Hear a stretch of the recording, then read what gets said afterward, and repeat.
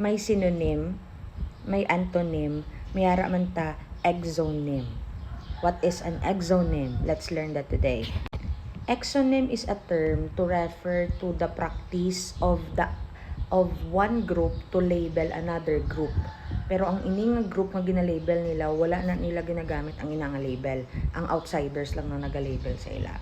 Example, ang mga Spanish pag abot nila dire sa Philippines, they call the Filipinos nga naga-star dire Indio. 'Di ba? Indio is an example of an exonym. Nga aman, because the outsiders, the Spaniards, they call the Filipinos Indio. But the Filipinos during that time, they do not call themselves Indio. No? They call themselves whatever they call themselves. Modern day example, para klaro. Mayara sa inyo community nga mga nanay nga nagatumpok sila kon hapon para magtungit kag magchismis, 'di ba? Amo na ila obra. So, hindi ka mo part sang inang grupo. So, every time makita niyo ang inang grupo, gahambal ka mo, "Baw, ari ng mga grupo ni Alice Go."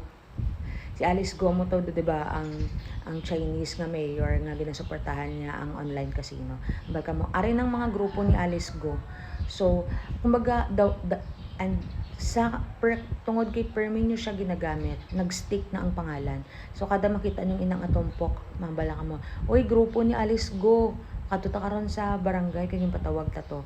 Okay? So, ang ina nga group, nga nagatumpok, nga nagatungit, kag nagachismis, sige tawag nyo na nga, grupo ni Alice Go. Okay? But, ang ina nga grupo, they do not call themselves grupo ni Alice Go. They're just friends who malay mo, may ngalan mo na ila barkada. Malay mo, sila Barbie dolls. 'Di ba? Pero ang point is, they don't use the name Alice Go. It's just the name, the outsiders. Kung amo ni ang ila grupo, the outsiders call them this name.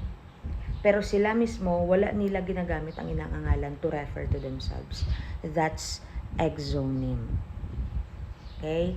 So, at least may nabala na nga new term sa bong.